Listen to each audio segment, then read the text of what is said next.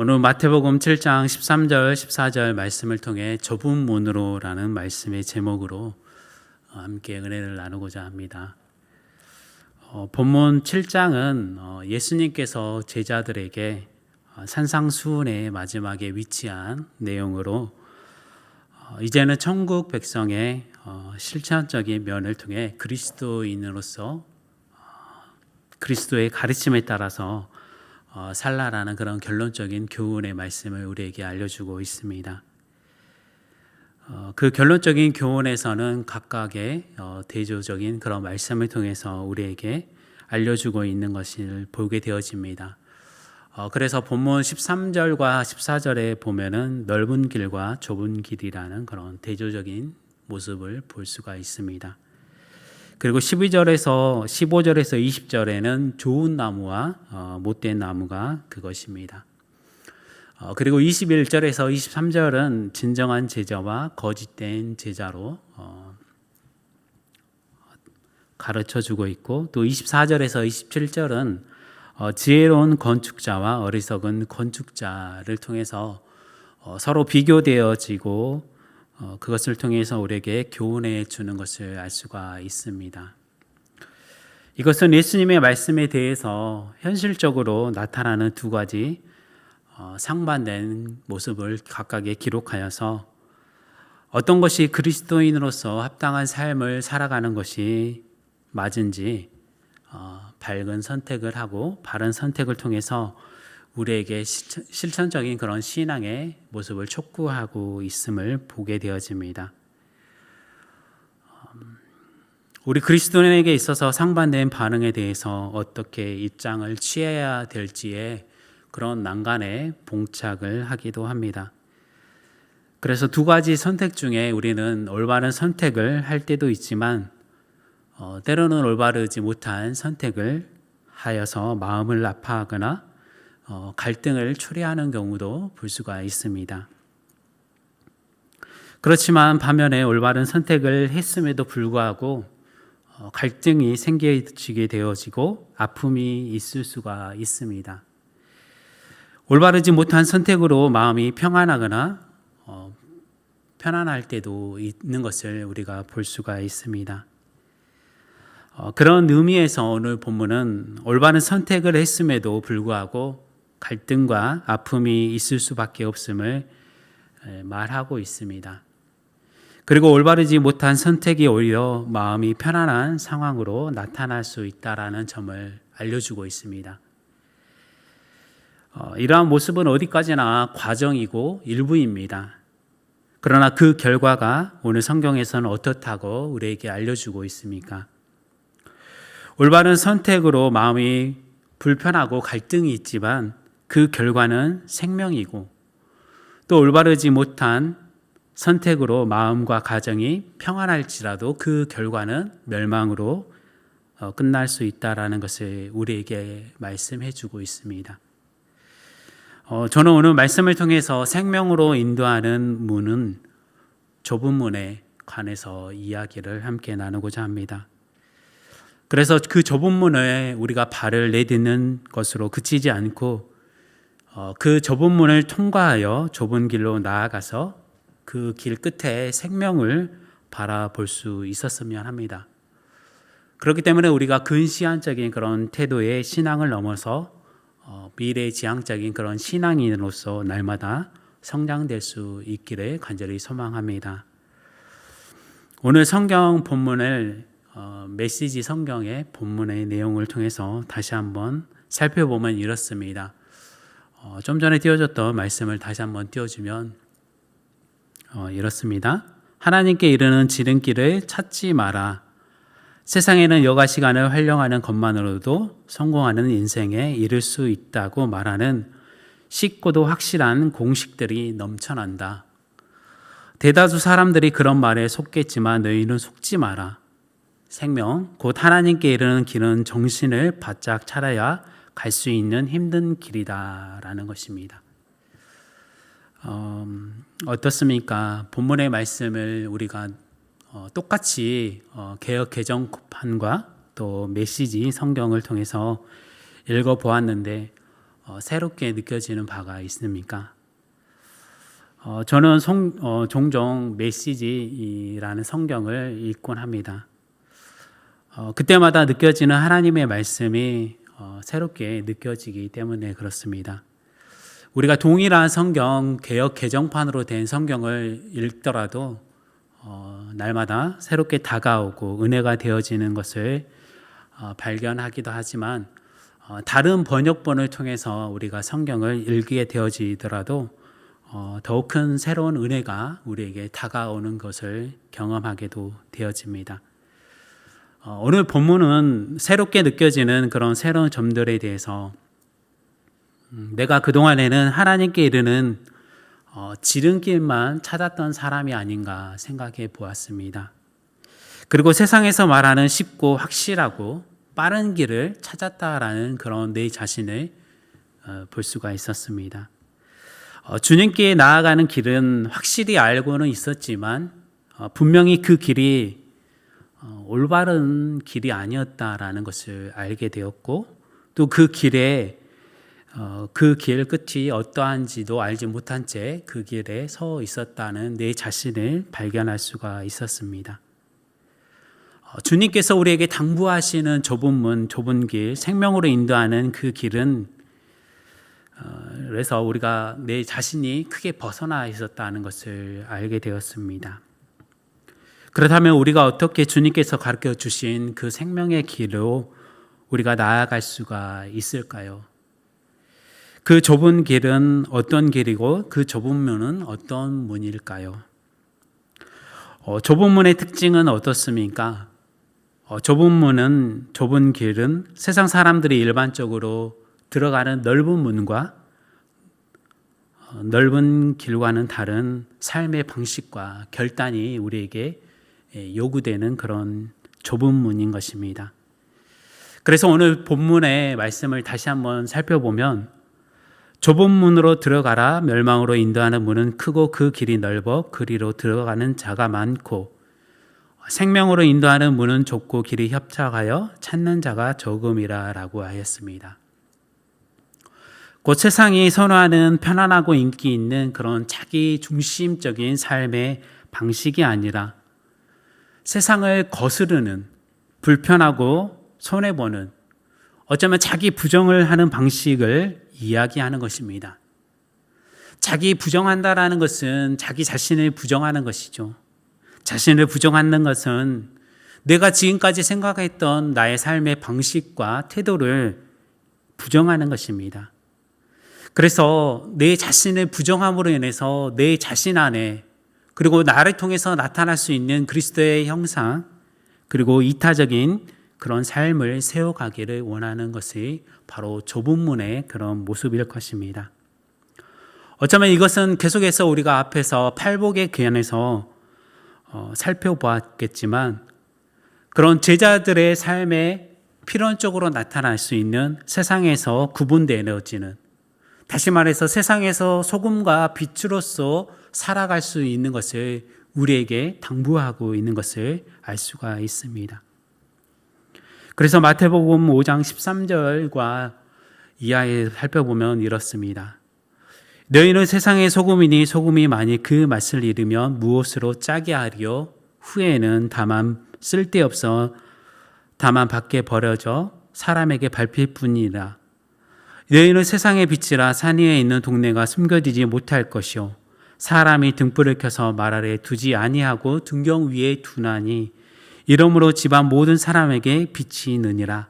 이같이 너희 빛이 사람 앞에 비치게 하여 그들로 너희 착한 행실을 보고 하늘에 계신 너희 아버지께 영광을 돌리게 하라라고 하였습니다.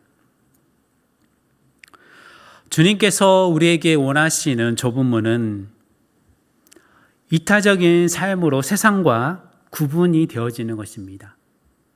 그것은 곧 거룩한 자녀의 신분으로 살아가는 것이고 하나님의 백성의 삶을 드러내는 그런 삶의 방식을 얘기하는 것입니다.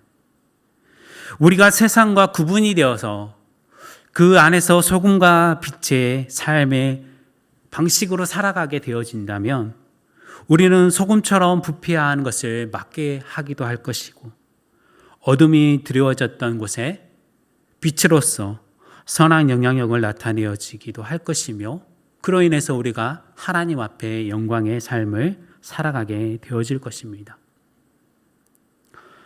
사도행전 9장 15절과 16절 말씀에는 이렇게 얘기하는 것을 볼 수가 있습니다.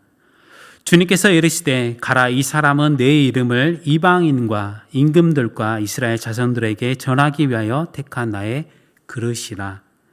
그가 내 이름을 위하여 얼마나 고난을 받아야 할 것을 내가 그에게 보이리라 하시니라 라고 하였습니다. 이 말씀에서도 알려주고 있듯이 사도 바울을 통해서 하나님께서는 그를 통해서 하나님의 이름과 그리고 하나님께서 나타내고자 하는 그런 사역들, 그분의 위대하심을 알리기 위한 도구로서 사도 바울을 택하였다라고 말씀합니다.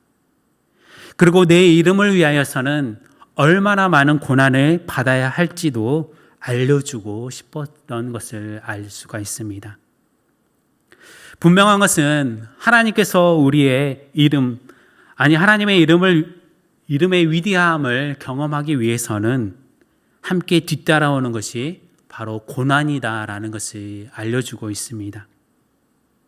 세상이 원하고 많은 사람들이 원하는 그런 평안과는 다른 고난이 동반이 되어야 한다는 것입니다. 그래야만 하나님의 위대하심을 알 수가 있고 하나님의 이름을 높일 수가 있다는 것입니다. 이런 고난을 받아들이는 사도 바울의 심정은 어떠할까요? 사도 바울의 심정을 잘 표현해 주는 것이 바로 로마서 8장 18절 말씀입니다. 생각하건대 현재의 고난은 장차 우리에게 나타날 영광과 비교할 수 없도다라고 말씀하고 있습니다.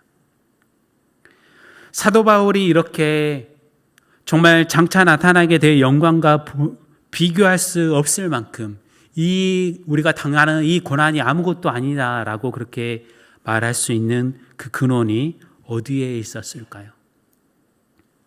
바로 하나님의 사랑과 은혜를 경험하였던, 그리고 하나님에 대한 그 사랑의 확증을 갖고 있었기 때문에 그렇습니다. 그래서 그 사랑을 통해서 우리가 고난 가운데 정말 주님께서는 그냥 내버려 두시지 않는다라는 그런 확실한 믿음을 가지고 있었습니다. 그래서 로마서 8장 26절 말씀에 이와 같이 성령도 우리의 연약함을 도우시나니 우리는 마땅히 기도할 바를 알지 못하나 오직 성령이 말할 수 없는 탄식으로 우리를 위하여 친히 간구하시느니라 라고 말씀합니다. 우리가 어디로 가야 할지 모르고 있겠지만 주님께서는 친히 말할 수 없는 탄식으로서 우리 한 사람 한 사람을 위해서 친히 간구하고 연약함을 도우기 위해서 우리를 위해 그냥 내버려 두시지 않는다는 것입니다. 그분이 성령님이시고 우리의 아버지 하나님이 되어주십니다.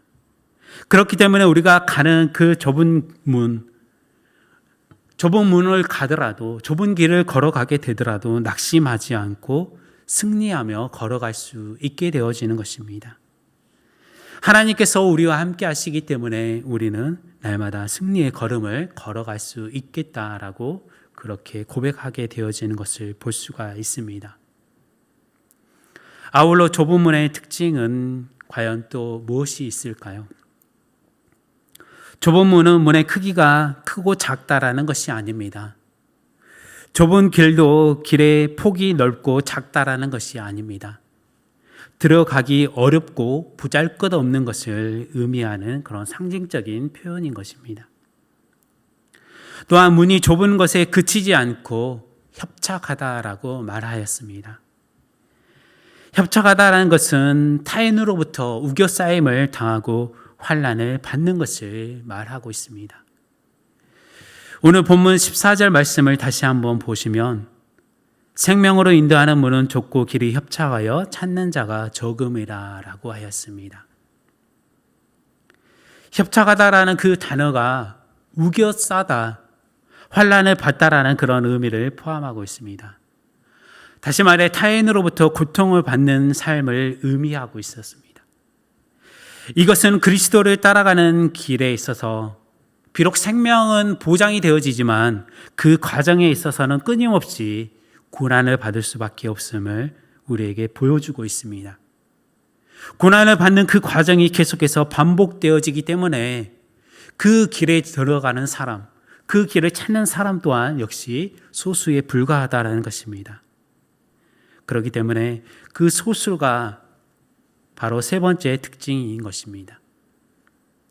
이처럼 그리스도를 따르는 길이 고난이기 때문에 환난을 받아도 우겨싸임을 당하게 되어지고 그리스도를 따르는 무리가 적게 되어지는 것입니다.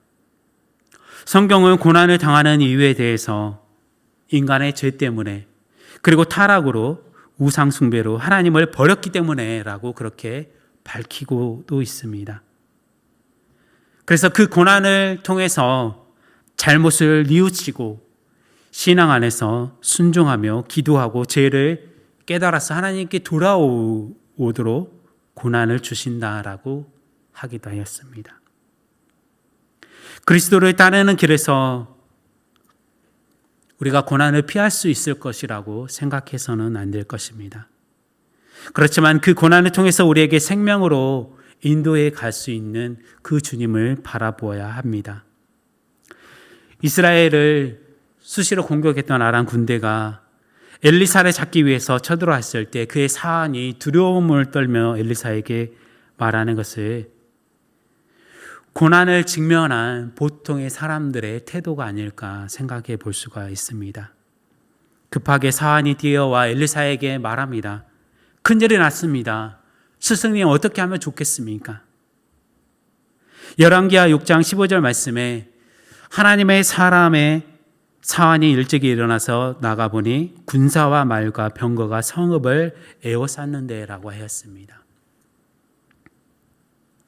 그의 사환이 엘리사에게 네 주여 어떻게 하면 좋겠습니까? 우리를 쳐들어온 적군이 둘러 진을 치고 있었습니다 라고 그렇게 말하는 것입니다. 그것은 보통의 사람들이 어려움을 만났을 때 고난을 당했을 때 직면하는 그런 태도일 것입니다. 그러나 여기 엘리사의 태도를 보십시오. 좁은 문의 그 특징을 알고 있었던 엘리사가 어떻게 얘기하고 있었습니까? 열왕기하 6장 16절 말씀에 대답하되 두려워하지 말라. 우리와 함께한 자가 그들과 함께한 자보다 많으니라 라고 했습니다. 두려워하지 말고 우리와 함께한 자들을 보라는 것입니다. 지금 우리는 엘리사의 사환처럼 두려움의 나를 둘러싼 아람 군대를 보게 되기도 합니다. 그렇지만 우리가 진정으로 영적인 눈을 뜨게 되어진다면 우리를 둘러싼 아람 군대를 넘어 하나님의 군대를 보게 될 것입니다. 근시안적인 태도로 보여지게 된다면 아람 군대를 보게 되겠지만 미래의 지향적인 신앙인으로서 우리가 그것을 바라보게 되어진다면 하나님의 군대를 보게 된다는 것입니다. 이처럼 좁은 문에 들어선 순간부터 우리를 에워싸고 넘어지게 하려는 악한 세력이 언제나 우리를 주시하게 되어집니다. 그것은 우리 눈에 보이는 그런 외부적인 요소일 수도 있겠지만 우리 눈에 보이지 않는 것들로 우리의 마음의 왕이신 하나님을 높이지 못하게 하기도 합니다. 이런 악한 일들로 인해서 우리가 우겨싸임과 환난을 당하게 되어지기도 합니다. 아울러 우리가 우겨싸임을 당하고 환난을 당하게 되어지니 찾는 사람도 적게 되어진다고 하였습니다. 고난의 길을 걸으며 즐겨하는 사람들이 과연 몇 명이나 있겠습니까? 우리는 매번 기도할 때 고난을 피하고 마음의 안정과 위로의 길로 인도해 달라고 기도하는 것이 먼저입니다. 그렇게 우리가 간구하는 기도의 대부분이 넓고 확실하고 빠르고 쉬운 길로 인도해 달라는 그런 기도였을 것입니다. 다시 한번 본문 14절 말씀에 보면 생명으로 인도하는 문은 좁고 길이 협착하여 찾는 자가 조금이라 라고 했습니다. 아이러니하게도 생각할 수 있겠지만 그리스도를 따르는 삶은 고난의 길이라는 것을 알려주고 있습니다. 우리에게 평강을 주시지만 평강은 고난의 끝을 통해서 우리에게 주어질 때가 많습니다. 우리에게 위로를 주시지만 위로는 상처와 얼룩진 마음 뒤에 주어지기도 합니다. 우리에게 생명을 주시지만 생명 또한 희생을 통해서 우리에게 주어짐을 알게 되어지기도 합니다. 그렇지만 우리가 평강과 위로 또 생명을 얻기 위해서 고난도 마음의 상처도 희생도 피하고 싶은 것이 사실이고 우리는 늘 대가 없는 사랑만을 바라고 있었습니다. 그렇기 때문에 하나님과 관계적인 면에서도 우리가 받기만을 더 원하고 있었습니다. 또한 사람과의 관계에서도 늘 대가 없는 사랑받기를 원하고 강조하게 되었습니다. 받기만을 원하는 그 신앙의 모습은 자기 중심적인 삶의 사고방식이 짙어지고 또한 세상이 원하는 넓은 길로 우리를 인도하는 것입니다. 우리 현대인들의 특징이 과연 무엇입니까? 신속하고 확실하게 빠르고 쉬운 길로 나아가려고 합니다. 그렇기 때문에 어려움과 고난을 피하려고 합니다. 이런 현대인들의 특징이 잘못된 것이 아니라 이런 삶의 태도가 그대로 신앙 안으로 자리 잡아 옮겨오게 되어졌을 때 우리는 넓은 길로 생명이 아닌 멸망의 길로 나아가기 쉽다라는 것입니다. 왜냐하면 예수님의 십자가가 나를 위한 것이기도 하지만 다른 사람을 위한 이타적인 사랑이 더 크기 때문에 그렇습니다. 예수님의 사랑을 위해서 현재 직면하게 되어지는 많은 어려움과 우리는 싸워야 하기 때문에 그렇습니다. 하나님의 사랑을 전하기 위해서는 분명 전하기 위해서는 싸워야 합니다. 나아가서 예수님의 사랑을 통해서 변화하고 갈망하고 그 사랑을 찾는 자가 적기 때문에 오히려 우리는 그 길이 어렵고 좁고 힘든 여정의 길이 되어지는 것입니다. 사랑하는 성도 여러분, 영생은 죽은 자를 살리는 하나님의 선물이고 아들을 믿는 자에게 주어지는 선물입니다. 사망에서 생명으로 옮겨지게 되어지는 그 증거가 바로 영생이기도 합니다. 그러므로 오늘 우리가 이 땅에 사는 동안 하나님과 관계되어지는 내 인생에 있어서 우리의 운명을 결정짓는 중요한 역할을 하게 되는 것을 우리 모두가 기억해야 할 것입니다. 좁은 문은 너무나도 좁습니다. 또한 그 길이 때로는 너무나도 힘들고 험악합니다. 그래서 찾게 되어지는 사람도 드물게 되어집니다. 그럼에도 우리가 좁은 길을 통해서 그 너머의 영생의 생명을 바라보며 살아갈 수 있는 저와 여러분의 복된 삶이 될 수 있기를 간절히 소망합니다. 함께 기도하겠습니다.